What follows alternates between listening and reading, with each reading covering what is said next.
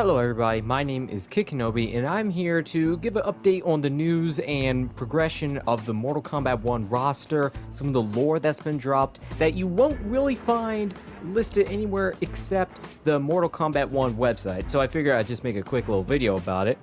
Now if you go into the game information section on the website, there is a area where you can choose your fighter, new and returning fan favorite characters, and they give little tidbits on each character that they've revealed so far officially. First one is God of Fire Liu Kang. Having won control of the Hourglass, Liu Kang restarted history. He neutralized the threats and dangers that had come before, crafting a new era in which all beings would have the opportunity to find peace. But that peace is now threatened by an enemy that Liu Kang could never have anticipated. It will take all of his wisdom and experience to save not only Earthrealm, but all of reality. Now, this, I think, is very, basic. They're obviously hiding who the main enemy is, but it does perfectly line up with what we can tell with other characters and their backgrounds and histories. It seems like people like Bihan, Melina, people that Liu Kang knew were real problems in the past, he gave them the best opportunity in this new world of, hey, you can be leader, hey, you can also be the leader of the Lin Kuei. Just be chill, be cool, don't be an asshole.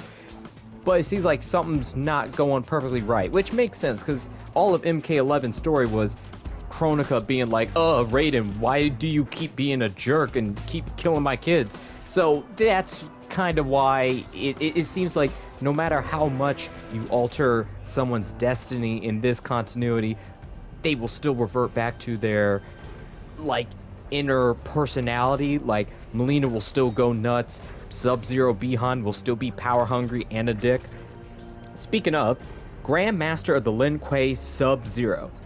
As the Lin Kuei's Grand Master, Sub-Zero leads his ancient warrior clan in the defense of Earthrealm from external threats. For centuries, it has been their solemn task.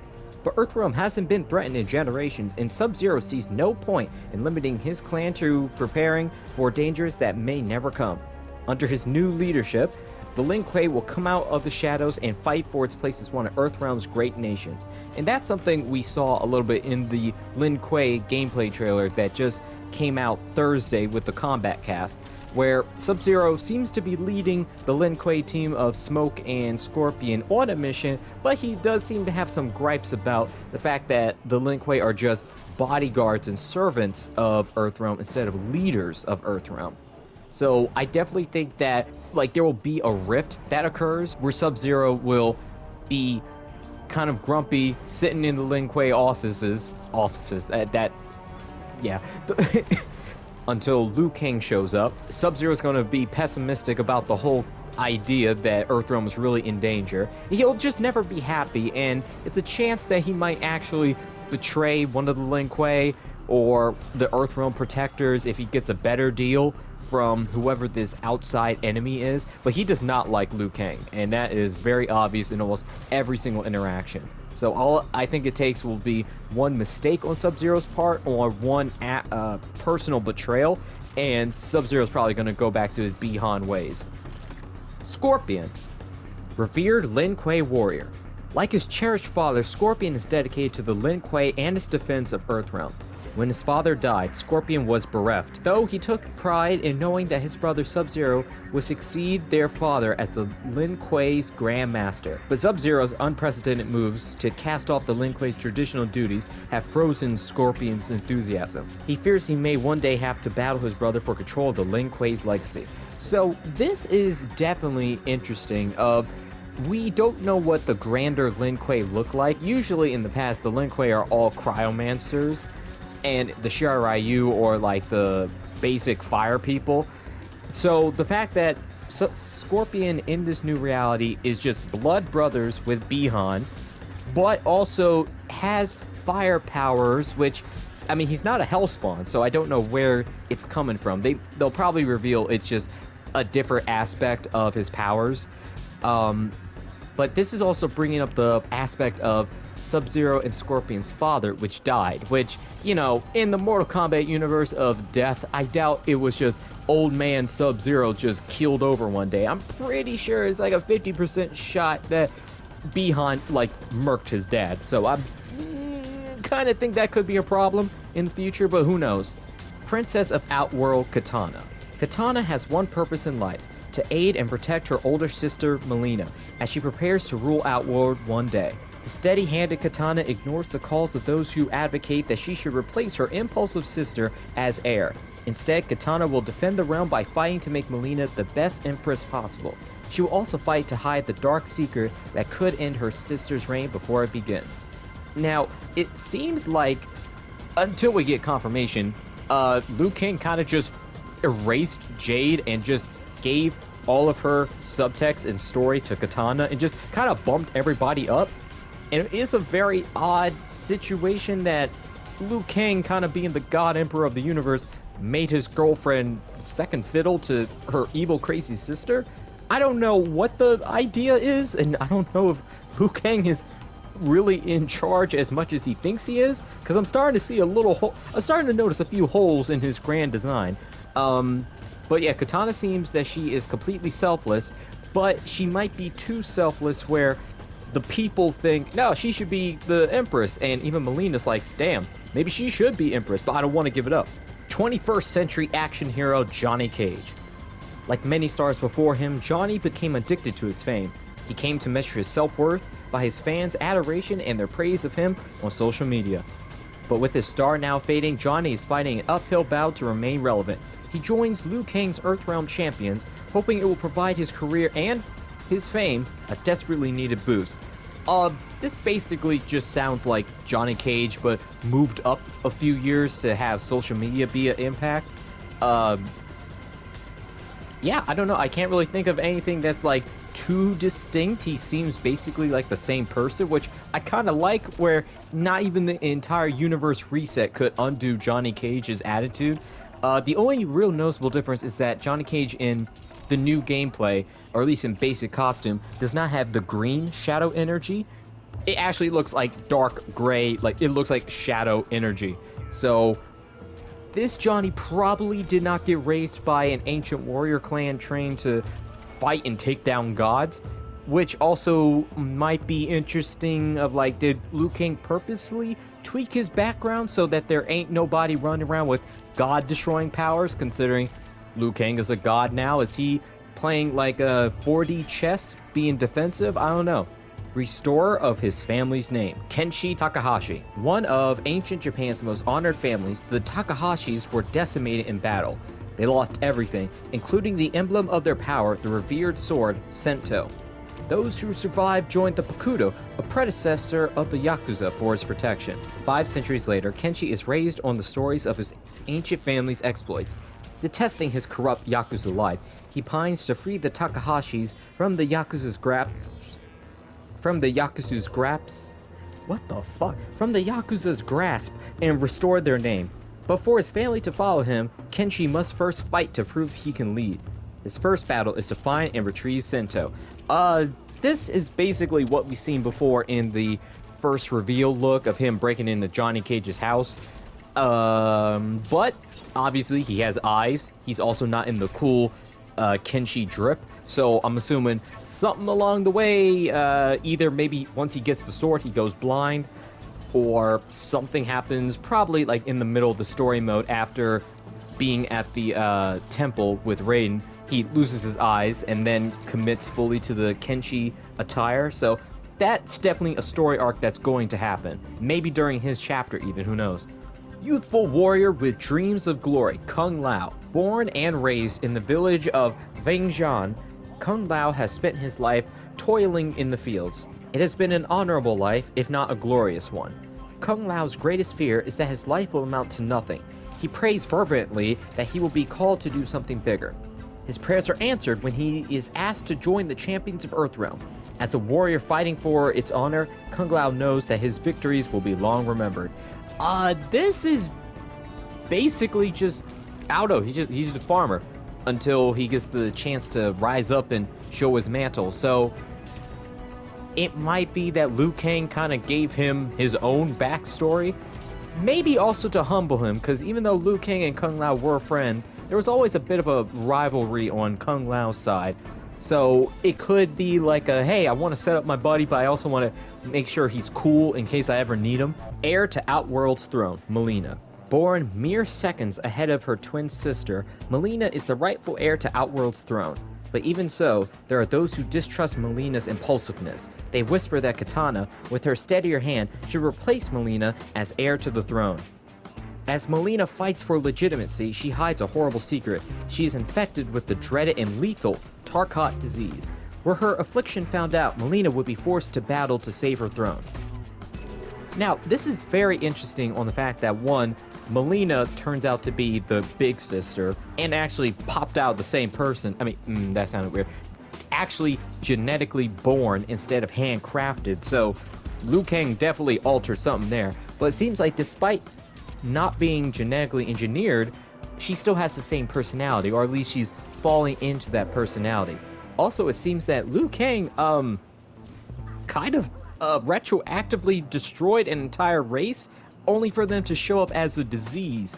So she's basically like a leper. So instead of like the Tarkatans being their own thing, now they're just like the sick and outcast. Now, it's also interesting that it's registered as lethal. So it's not like, oh, you get mutated and this is how it is now. Apparently it's, you're mutated and you're on the clock. But that could also be like, is it they're on the clock because every time we see somebody with Tarkat disease, we immediately, toss them in the bin? Or is it just there's actually, like, all of them are critically ill and dying? So that'll be interesting because Mileena seems to embrace her, freaky face, the half-split predator jaw she has now. And that also assumes that other Tarkatans might look like her. Maybe like if Baraka shows up, he's going to have the same type of face, but he's going to be more mutated because maybe he has had it longer. I don't know. And also, there's probably going to be a moment where it's like, oh, Melina's fine, she's a little sick, but it's okay. Open the door, she's currently eating somebody, like the maid or something, and then it's like, oh, this is actually a problem. Champion of Earthrealm, Raiden. In the village of Fengjian, Raiden was known for his kindness and his charity. He was happy to spend his days tending to the fields, as well as to his friends and family. So when he is asked to leave Fengjian and become one of Earthrealm's champions, Raiden hesitates. But he soon realizes that to best serve his village, he must join them. As threats to Earthrealm mount, Raiden must mature into the great warrior that Liu Kang knows he can be. So obviously, lots of differences with Raiden. One of the big things, though, Raiden has the amulet, aka the amulet from MK9, aka he must win. So I'm already getting a little nervous looking at that thing.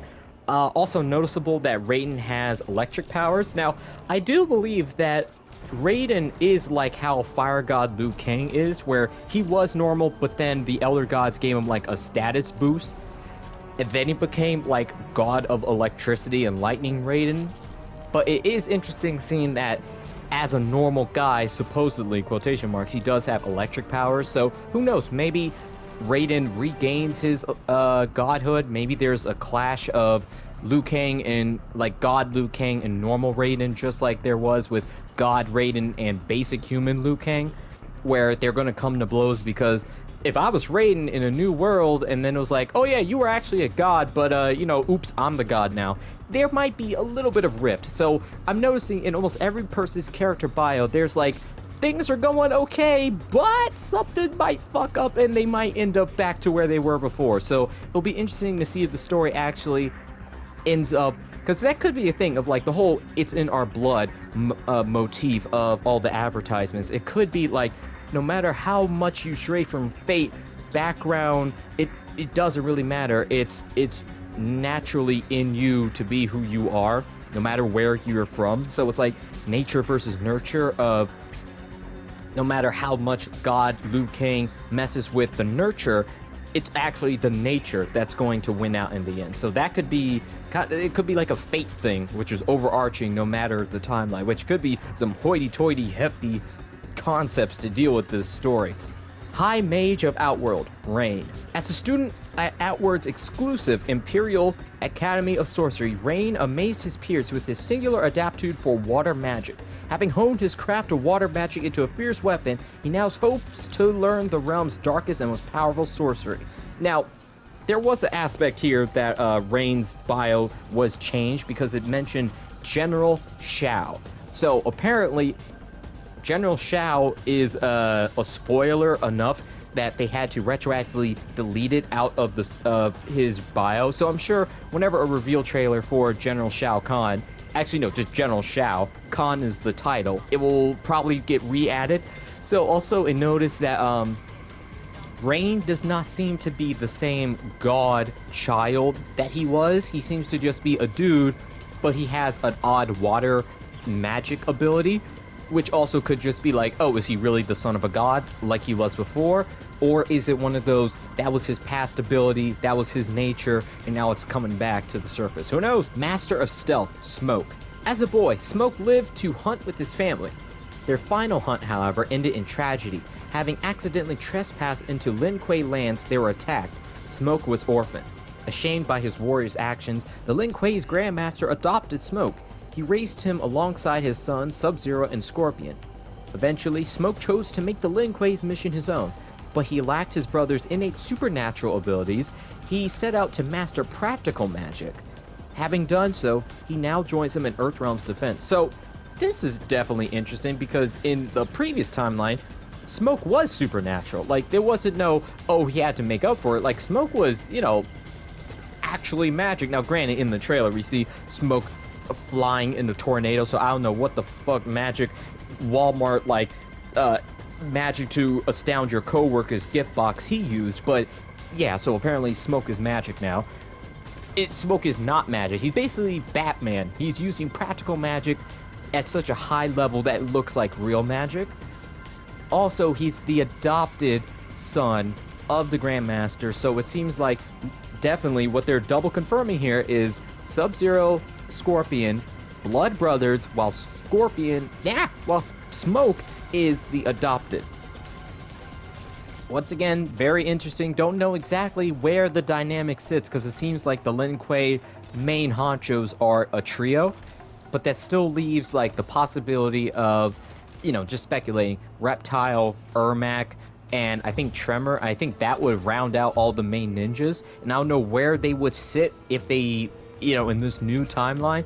But what we can definitely speculate is that everybody seems to be falling back into place. Like, up until a certain point in this new timeline history, everything seems to have been going well, except now something seems to be unraveling everything, because it seems like everybody has kind of just started developing their powers, or like something is happening actively to them to make them different than, I guess, what the grand design of Liu Kang was.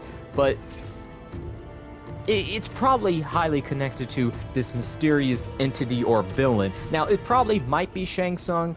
He is a DLC order character, and I don't know. I'm kind of I'm like 50-50 on if Shang Tsung is the big bad. Because he could be, because, the first trailer was, hey, here's Shang Tsung. He killed everybody. Oops. He's popping through portals like Thanos. He's probably the bad guy. But then he's also the DLC character, pre-order.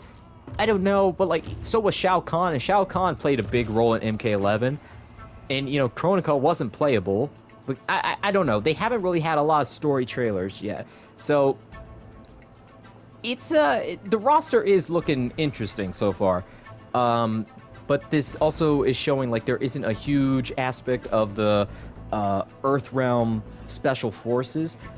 We haven't seen almost anything of them, which would be interesting again of why Liu Kang would just neglect to make them or not.